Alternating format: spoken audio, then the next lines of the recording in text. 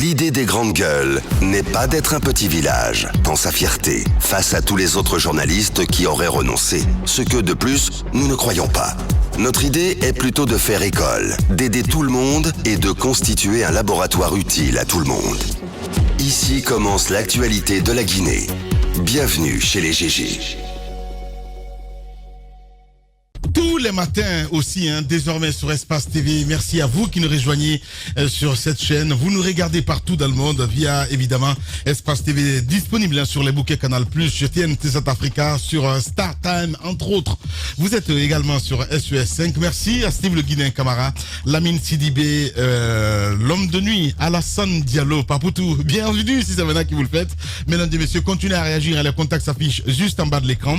Si vous nous écoutez à la radio, évidemment, c'est le hashtag Espace GG. Si vous êtes sur Twitter, ce que je vous recommande d'ailleurs fortement, hashtag Espace GG. Sinon, vous pouvez nous envoyer des messages à ce numéro de téléphone au 00224 657 39 13 13. Avec plaisir, nous allons relayer vos messages dans un instant sur Radio Espace Guinée. Chose promise, chose due. Élèves, étudiants et encadreurs, donc renoue avec l'école ce lundi sur l'ensemble du territoire guinéen. La mesure qui fait suite donc à la dernière sortie, la dernière adresse à la nation donc du chef de l'État est rendu opérationnel grâce au département sectoriel, suivant donc un chronogramme qui s'engage ce matin avec les classes d'examen et les universités. Outre les nombreuses réserves donc soulevées par ces annonces, l'essentiel du débat fait focus sur les mesures sanitaires d'accompagnement et à la réouverture. On essaie de comprendre ce matin avec nos reporters déployés sur le terrain.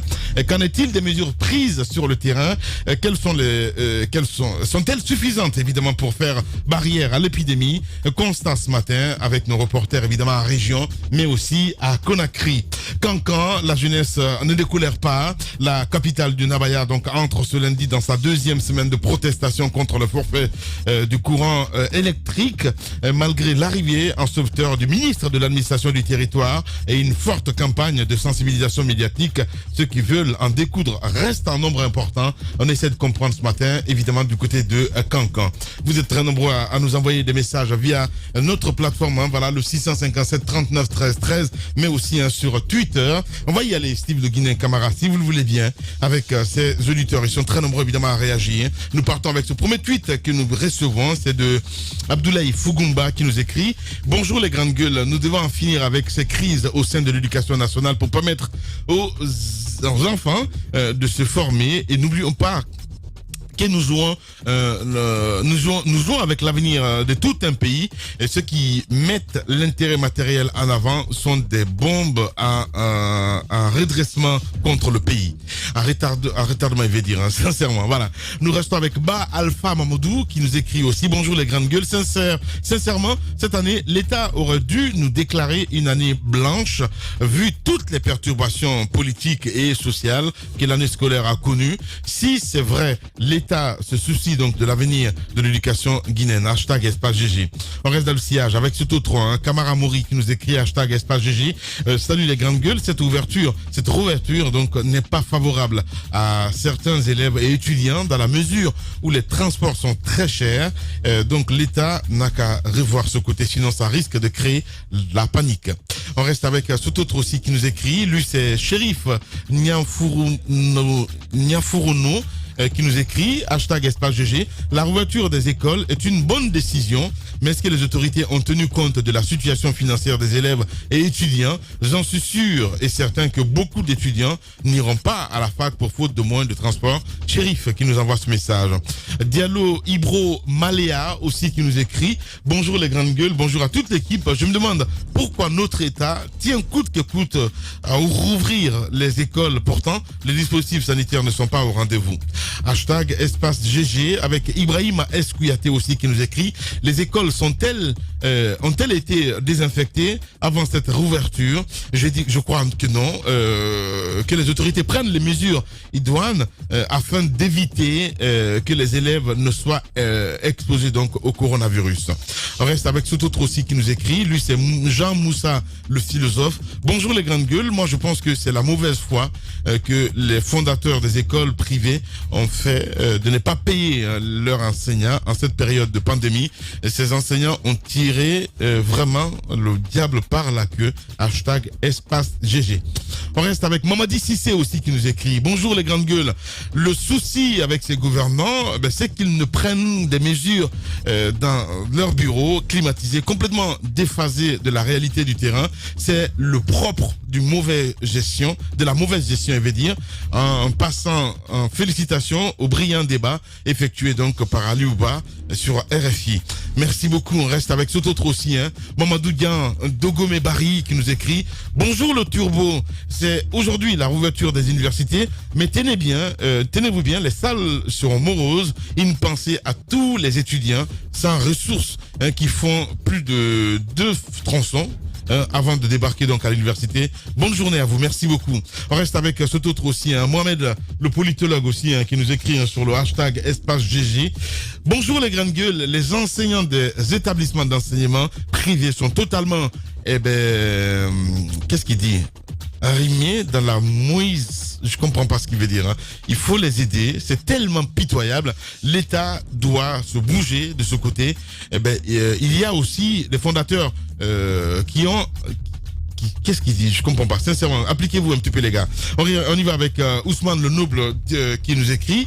Bonjour les grandes gueules, bonjour à toute l'équipe. L'État doit jouer un rôle d'une manière équitable, sans aucune distinction entre les écoles privées et publiques, car il s'agit de protéger donc les enfants de ce pays. On reste avec ce autre aussi, Ousmane So qui nous écrit. Bonjour Lamine, bonjour à toute l'équipe. Personnellement, j'ai peur pour cette reprise, car je doute fort pour ne pas que cette ouverture soit un moyen de propagation du Covid-19. Pourquoi? Parce que jusqu'à présent, M. Bano dit qu'on va distribuer le matériel. Je comprends pas. Il pose des questions. Donc voilà, on va rester avec maintenant les auditeurs qui nous envoient des messages sur le 657 39 13 13. Ils sont très nombreux évidemment. Alcer aussi. On va y aller. Steve le Guinéen Camara, si vous le voulez bien, avec ce premier que nous recevons. Bonjour les grandes gueules. Il y a plusieurs années, nous disons que l'école guinéenne est malade. Dr Bano est passé à côté en parlant des écoles privées. C'est de la responsabilité des autorités. L'éducation de nos enfants, c'est parce que qu'ils sont incapables que le privé sacrifie nos enfants. Sur le plan sanitaire, je les conseille de reporter la reprise. C'est Baïlo Destin en main qui nous envoie ce message. C'est autre message que nous recevons de Leno, premier secrétaire général adjoint du syndicat des enseignants du privé. La SINEPGI déplore la démarche du ministre. Il doit rencontrer les enseignants aussi. Ses fondateurs en majorité ne sont pas sincères. Il faudrait qu'ils écoutent les deux camps. Le ministre a besoin d'un certain nombre de détails. C'est Leno qui nous envoie ce message. Voilà. Les deux derniers messages, évidemment, lui c'est qui exactement? C'est Moria Kaba du côté de l'UFR. Bonjour les grandes gueules, c'est de l'anarchie dans l'enseignement privé en Guinée. Peu d'écoles respectent les règles. Aucune réforme ne peut aboutir dans ce secteur, qu'à Tours, les dignitaires du régime ont des écoles privées dans lesquelles ils blanchissent de l'argent détourné. Bano est venu se balader à la tête du MENA. Il ne pourra rien changer d'un système pourri jusqu'à la racine. La solution est l'alternance à la tête du pays. C'est Moria Kaba, voilà. Tout est politique finalement à la fin du compte. On y va avec Moussa Makadabi et je termine là-dessus. Bonjour les grandes gueules, bonjour Lamine. C'est loin du nationalisme, c'est une vérité. Il faut écraser ce programme d'enseignement en Guinée sans condition et sans délai. Et puis Lamine, renoncez à votre nationalité. Renoncez. Je suis obligé d'aller jusqu'au bout. Qu'est-ce qu'il dit? Il faut écraser ce système d'enseignement en Guinée sans condition et sans délai. Et puis Lamine, renoncez à votre nationalité de l'autre pays là. Mais j'ai pas d'autre nationalité. Peut-être que je suis sénégalais. Restez guinéen et défendez les intérêts de la Guinée. Les GG. Vous manquez aux Guinéens. Bonnes vacances par anticipation. À vous, Moussa Maka, qui nous envoie ce message. Voilà. On va aller sur le terrain dans un instant. Voilà, parce que je vois que nous déjà, il y a des accrochages.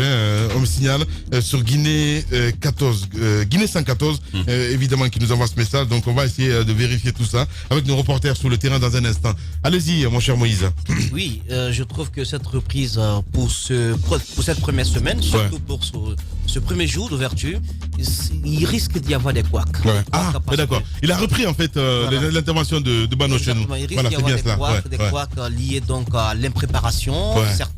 Je suis sûr que certaines écoles privées et surtout d'autres du privé ne seront pas du tout prêtes à accueillir ces élèves. Maintenant, l'application de toutes ces mesures barrières, des kits de lavage de mains, de la distanciation sociale au sein même des différentes salles de classe, est-ce que tout cela sera observé sur le terrain? C'est pourquoi nous avons déployé une bonne partie de nos équipes sur le terrain aujourd'hui pour constater tout cela, parce que au-delà de tout, il faut quand même faire de telle sorte que la volonté d'ouvrir les salles de classe, surtout les salles d'examen, puisse aussi être en harmonie avec la lutte contre le coronavirus. Parce que l'un ou l'autre, s'il y a une sorte de défaillance, ça risque d'avoir des conséquences assez terribles dans toute la lutte qui est menée au niveau général. Donc il va falloir être prudent.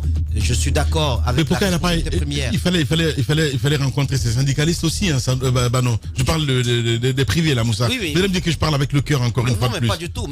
Mais vous savez quand même, Lamine, comment est-ce que le ministre de l'enseignement préuniversitaire peut gérer une crise sans rencontrer ceux qui portent la revendication et également les fondateurs des écoles privées qui sont accablés par ces revendications. Je pense qu'il rencontrera les deux parties. Maintenant, avec un peu de pédagogie, j'espère qu'il pourra donc amener les enseignants du privé à bénéficier au moins d'un peu de respect de la part de certains fondateurs des écoles privées, parce que durant cette période de dèche, Lamine, je vous dis pas, nos amis que vous avez dans les écoles privées ou autres qui vous appellent, vous n'imaginez pas la galère que ces gens ont traversée. C'est pas normal pour le service qu'ils rendent, et ce service est payé. Ces fondateurs auraient dû quand même reverser une partie de cet argent dans l'entretien des enseignants. Voilà, et en direct, mesdames et messieurs, sur le terrain, Calisso, nous l'avons.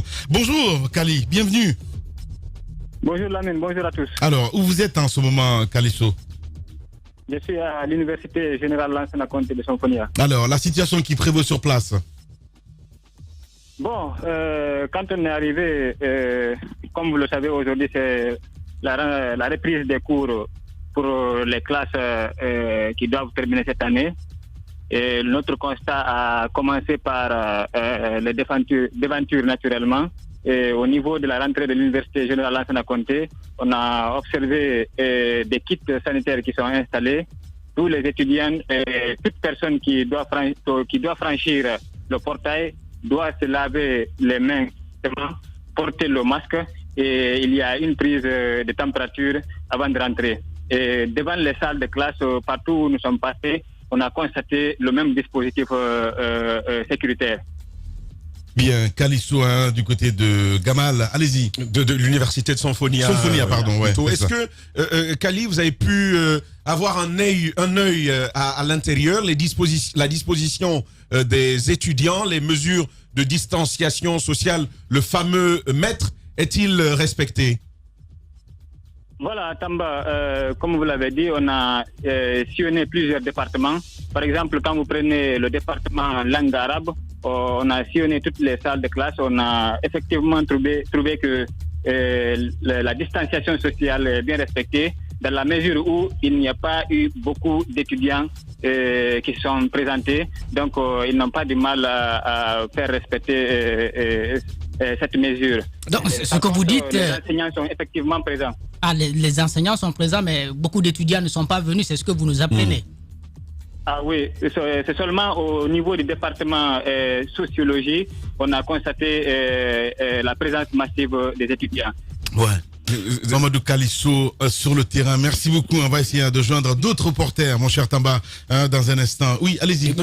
La dernière, est-ce que vous avez pu vous rapprocher d'un étudiant ou même d'un encadreur, ou même les autorités de l'université, pour savoir comment est-ce qu'ils s'y prennent par rapport au programme? Est-ce qu'il y a un éclatement des agendas d'apprentissage? Qu'en est-il à date, mon cher Kali?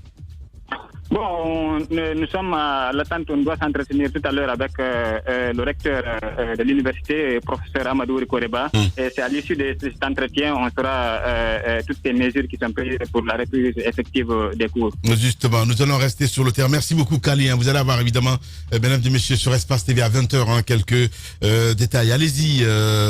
Bref, on va essayer d'appeler un autre sur le terrain. Peut-être que l'autre nœud gordien de cette histoire risque d'être l'affluence.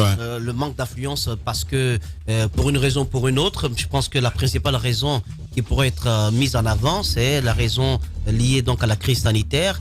C'est parce que nous ne sommes pas très rassurés des mesures qui vont être prises par l'État. Pour les universités, je crois, il y a cette histoire de transport, on en a parlé la dernière fois, ça a doublé. Et il se trouve que de la même manière que les enseignants du privé sont en train de se plaindre, il y a des étudiants qui n'ont pas reçu leur pécule avant d'aller, n'est-ce pas, en crise. Donc, il y a une situation de précarité qui prévaut quand même dans les universités, surtout pour ceux qui ne sont pas auprès de leur famille. Je pense qu'il y a un effort à faire, parce que cette annonce a été faite par l'État pour un accompagnement à ce niveau. Il va falloir que les ministères concernés, le ministère de l'Éducation, celui des Transports, puissent mettre les bouchées doubles afin que le transport soit facilité. Maintenant, moi j'estime qu'au-delà de tout, il faut aussi une certaine prise de conscience au niveau des étudiants. Lorsqu'on est en salle d'examen, on doit prendre sur soi des mesures. On doit prendre sur soi le courage de venir en classe. Parce qu'on sait d'habitude, généralement, les élèves, les étudiants, quand on fait assez de temps à la maison, on n'a pas très envie, Lamine, de sortir du lit, de sortir de la maison, de reprendre le chemin des classes. On a mal à la volonté, comme on le dit souvent. Donc il va falloir aussi un peu de responsabilité au niveau des apprenants. Voilà. Nous repartons sur le terrain d'où nous allons joindre Mariam Foudé Camara, notre reporter évidemment. Bonjour Mariam Foudé. Bonjour Amine, bonjour à tous. Bienvenue sur Radio Espace et dans cette émission Les Juges. Allez-y Jacques Léoua. Vous êtes dans la commune de Ratoma, j'imagine. Dites-nous, c'est quoi le constat ce matin dans les écoles? Est-ce que les élèves sont présents?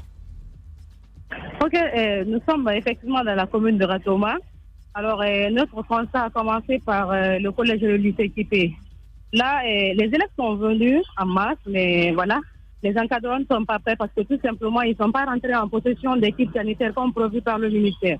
Alors, pour éviter qu'il y ait des propagations de la maladie, ils ont préféré dire aux élèves de rentrer en attendant de recevoir le matériel. Et puis, voilà. Et demain, selon le proviseur du lycée équipé, à partir de demain, les cours seront reprendre bien sûr dans cet établissement. Donc, il n'y a pas eu de cours ce matin à Kipé parce que tout simplement, il n'y a pas de kit sanitaire. Bien sûr qu'il n'y a pas eu de cours ce matin. Voilà, Mariam Foudé Camara sur le terrain. Merci beaucoup, Mariam Foudé. On va revenir ici en studio. C'est quand même grave. Et pourtant, on a bien fait d'insister quand même là-dessus quand on avait le ministre à dire que... Oui, mais je crois que c'est ce que le ministre disait ce matin. Il dit aucun encadreur n'est autorisé à ouvrir s'il n'a pas de kit sanitaire. Le problème, tout simplement, c'est qu'il y a eu du retard. Parce que ça fait longtemps qu'on a annoncé que le 29, on devrait ouvrir. Au gouvernement de prendre des mesures pour que chaque établissement soit doté de kits sanitaires pour pouvoir, n'est-ce pas, faciliter la reprise des cours aujourd'hui. Donc, je ne comprends pas pourquoi, ne serait qu'ici à Conakry, on n'est pas réussi, n'est-ce pas, à doter chaque établissement de kits sanitaires. Je crois que Dr Bano disait qu'ils ont commencé par Kaloum, donc les autres communes devraient poursuivre toute cette semaine. Je crois qu'il y a eu énormément de retard et ça ne peut pas s'expliquer. L'école est organisée. De Conakry, du sommet jusqu'au niveau jusqu'à l'intérieur du pays, il y a des structures qui répondent au ministère de l'enseignement supérieur, au ministère de l'enseignement préuniversitaire. Pour ce qui concerne le ministère de l'enseignement préuniversitaire, puisque la date a été annoncée par l'État, donc on avait un peu de temps quand même, un mois pour prendre les mesures qu'il fallait au niveau des DCE, au niveau des DPE, au niveau des sous-préfectures et autres. Il y avait possibilité quand même de prendre les mesures qu'il fallait, parce que quand on parle du salaire, on a quand même les moyens de trouver tous les circuits qu'il faut pour que les salaires parviennent aux enseignants, même ceux qui sont dans les villages les plus reculés.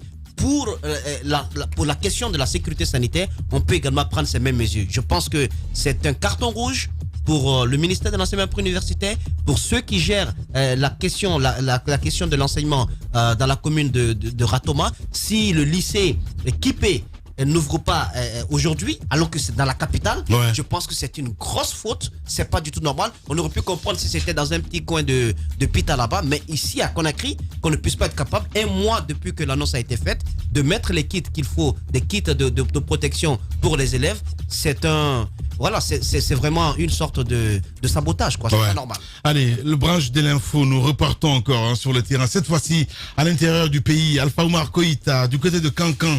Bonjour Koïta et bienvenue sur Radio Espace. Bonjour Lamine, bonjour à toute l'équipe. Alors Koïta, à Cancan, les cours ont-ils vraiment repris? Il y a l'université qui est Julius Nyerere et puis il y a beaucoup d'autres écoles. Quelle est la situation à l'instant T? Oui, les cours ont effectivement repris ce matin à l'université de Cancan, plus précisément. Les cours ont repris ce matin, même si l'affluence au niveau des étudiants n'est pas au rendez-vous, mais les enseignants programmés ont répondu présent. Il faut rappeler que ce sont les étudiants sortants qui sont concernés par cette réouverture des classes. Donc, tôt ce matin, au niveau de la rentrée, nous sommes rendus sur les lieux. Au niveau des différentes entrées d'université, des kits sanitaires sont installés. Et également, il y a des agents qui sont pointés au niveau de chaque entrée. Ils procèdent à la prise de température de chaque entrant. Il ne s'agit pas seulement des étudiants, mais de chaque entrant dans la cour de l'université. Donc, les cours ont effectivement repris à l'université ce matin, même si l'affluence, comme je le disais, n'est pas au rendez-vous dans les salles de classe. La distanciation sociale également est respectée parce que, comme je le disais, il n'y a pas eu pour le moment assez d'étudiants. Mais au-delà de ça, les classes qui contenaient 100 étudiants, aujourd'hui on a procédé à une répartition. On a essayé de diviser ces classes-là pour que vraiment les distanciations sociales édictées par les autorités sanitaires et les autorités administratives soient respectées. Bien. Au niveau des écoles, j'ai été également dans beaucoup d'écoles publiques où également les cours ont effectivement repris. Mais au niveau de ces écoles, il faut signaler effectivement l'existence des kits sanitaires et également les thermoflages pour la prise des températures. Au niveau des écoles privées, c'est là-bas où le bas blesse. Je suis présentement là où je vous parle, au complexe scolaire Nabaya de Karfamoria, donc COSNAC. Donc ici, sur les 10 enseignants programmés, selon le censeur, 3 seulement ont répondu présent. Là où je suis, il est 10 heures, les élèves sont en majorité rentrés à la maison. Presque il n'y a plus personne ici, sauf je vois 2 filles qui sont en train de puiser de l'eau devant moi. Alors je me suis rendu également au niveau du groupe scolaire Emmanuel. Là, il faut rappeler que sur les 6 programmés selon le censeur, moi-même j'ai eu à le constater dans les salles de classe, sur les 6 programmés, tous les 6 programmés ont répondu. Mais là, à ce niveau, c'est qu'il faut signaler, sur les 51 enseignants, il y a qu'un seul qui n'est pas fonctionnaire. Donc tous les autres sont des enseignants titulaires, donc qui évoluent parallèlement dans cette école. Donc des vacataires. Une seule personne n'est pas titulaire. Voilà. Au niveau, par exemple, de 2MS, sur les 4 programmés, il y a un seul enseignant qui a répondu présent. Donc là-bas aussi, au niveau de l'élémentaire, ça étudie, mais au niveau du secondaire, ça n'étudie pas. Bien. Alpha Oumar Koïta sur place, du côté de Cancan. Le constat, tout ça, on l'entend à 10h déjà, les élèves sont rentrés. Lamine, il faut s'y attendre, une sorte de timidité, une sorte de nonchalance. De méfiance en même temps. Après, est-ce qu'on peut dire que c'est parce qu'il parlait d'une école privée, il faut le rappeler. Est-ce que le mot d'ordre est suivi du côté de Cancan? C'est l'autre question qui va se poser. Je suis sûr que beaucoup d'enseignants et de fondateurs des écoles privées nous ont suivis ce matin, ont entendu le ministre de l'enseignement préuniversitaire. Je pense que chacun a pu prendre le temps de réajuster un peu ces mesures, parce que tout simplement, il ne faut pas perdre de vue qu'il y a un contrôle qui sera fait, que vous soyez privé ou public, un contrôle lié à la présence des kits de protection. Ensuite, un contrôle qui va être... Des flics civils. Exactement, un contrôle qui se fera à l'interne. Est-ce que les mesures de distanciation sont respectées? Maintenant, l'affluence, est-ce qu'on peut lier cela au premier jour, à la première semaine de la reprise, ou à la grève et que les enseignants du privé veulent lancer? Je pense qu'il faut attendre un tout petit peu. Il faut attendre au milieu de la semaine pour évaluer tout ceci. Néanmoins, il faut dire pour des enseignants du privé de Conakry, par exemple, même si le mot d'ordre n'était pas lancé, je parie qu'il y en a qui auraient des difficultés à joindre leurs établissements. Parce qu'ils n'ont rien. Ils n'ont pas d'argent. C'est un fait. C'est un constat. Voilà, Tamba. Alors, ça serait bien quand même que Bano essaye de pencher vraiment sur cette question-là, mon cher Tamba. Ça serait bien qu'il Lamine, je vais vous dire. Je vais vous dire très sérieusement. Oui. Bano vous a dit que l'aide qu'il a reçue jusque-là provient des partenaires. Ça ne tient pas. Non, je veux avancer. Vous et moi sommes d'accord sur le principe que Bano doit créer un cadre de dialogue avec, d'un côté, les enseignants qui veulent aller à la grève et de l'autre, les fondateurs. Là-dessus, il n'y a aucun débat. Oui. Mais en même temps, il faut souligner la responsabilité de ceux qui créent les écoles. Ça, c'est aussi leur responsabilité. Ça, quand on ne le dit pas, c'est qu'on laisse une partie de la vérité non dite. Donc, ça, c'est une première. De l'autre côté, ce sont des départements souvent abandonnés. Que l'on attend toujours des partenaires. Il nous a lui-même dit ici que c'est aujourd'hui qu'il y aura une réunion au ministère de l'économie et des finances pour voir ce que l'État guinéen, lui, il peut apporter. On ne compte que sur les partenaires pour créer notre éducation. Vous rappelez ce que le ministre ghanéen a dit à Emmanuel Macron et aux présidents africains du côté de Dakar. Du côté de Dakar, on ne peut pas compter sur les étrangers, on ne peut pas compter sur l'extérieur pour créer les bonnes conditions d'éducation de nos populations à la base. Ça, l'État guinéen doit s'approprier, doit embrasser cette responsabilité-là. Et puis Jacques a parlé de transport. C'est le lieu de le rappeler. Il faut une mesure particulière pour les transports. Sinon, je vais vous dire encore une fois, il y a des parents qui craignent d'envoyer leurs enfants à l'école. C'est peut-être une explication de cette affluence plutôt timide. Bien, Tamba Zakari Milimono. Nous repartons sur le terrain. Cette fois-ci, la ville Carrefour nous attend. Alpha Mamoudou Bari du côté de Mamou. Bonjour et bienvenue sur Radio Espace. Bonjour Amine et bonjour à tous. Quel est le constat, Mamoudou Bari, dans la ville Carrefour ce matin? Alors, le constat ici à Mamou par rapport justement à cette reprise des cours dans les classes d'examen. Il faut dire qu'aucune école publique d'abord n'a étudié, aucune école publique n'a étudié pour la simple raison que les kits ne sont pas arrivés. Et dans ces écoles, quand vous y partez, vous constaterez l'absence totale des kits de lavage de main. Les masques aussi sont absents. Et ce qui a fait que les quelques-unes qui avaient débuté au départ, en tout cas les cours de 8h à 9h, les élèves de ces écoles étaient libérés par les différentes directions. La décision s'est revenue de la DPE selon la... Donc, une reprise timide du côté de Mamou, si on a compris. Il n'y a pas de reprise. On ne peut même pas parler de reprise parce que, comme je vous l'ai dit, toutes les écoles publiques n'ont pas étudié. Et quand vous prenez les écoles privées, vous savez la menace de grève des enseignants de ces écoles-là aussi qui planait sur le terrain. Donc, c'est effectif ici à Mamou. Et je peux vous dire, à date, ici à Mamou, il n'y a qu'une seule école privée qui étudie normalement. Toutes ces écoles privées, bien que des dispositions avaient été prises dans ces écoles privées, les différentes sections de ces écoles avaient pris quand même les devants en achetant les kits hygiéniques de lavage de main et tout ce qui s'ensuit. Mais ce matin, quand même, on a constaté l'absence des enseignants dans ces écoles. Il n'y a qu'une seule école qui actuellement étudie normalement. Et donc, les autres écoles, pas que les élèves n'étaient pas venus, les élèves étaient là présents, mais les enseignants ne sont pas venus au niveau des écoles privées. Maintenant, les écoles publiques ont constaté quand même dans l'enceinte de ces écoles, je prends le plus grand lycée de la région, le lycée là, Aboubakar Doucouré, où on a rencontré pas mal d'enseignants. La plupart des enseignants programmés étaient présents, pour ne pas dire même la totalité était là. Les élèves aussi sont venus à grand nombre, ceux de la 10e, de la terminale, ils étaient là dans l'enceinte de ces écoles. Mais il faut dire que les cours n'ont pas été tenus parce que aucune présence de kit de lavage de main, aucune présence, en tout cas les mesures édictées par l'autorité éducative n'ont pas été, ces mesures n'ont pas été respectées, ce qui a fait que des décisions ont été prises à l'interne et un des proviseurs de lycée nous a fait comprendre que la reprise est reprogrammée pour le 6 juillet à venir. Ce qui veut dire que pendant toute cette semaine, il y aura parcours aussi, en tout cas au niveau des écoles publiques. Et attendons de voir si d'ici là aussi ces équipes seront là. Bien. Alpha Mamoudou Barry, du côté de Mamou, notre correspondant régional. Oui, on a le verdict du côté de Mamou. Oui, il faut que l'État se réveille. Vous savez, les annonces, elles sont bonnes.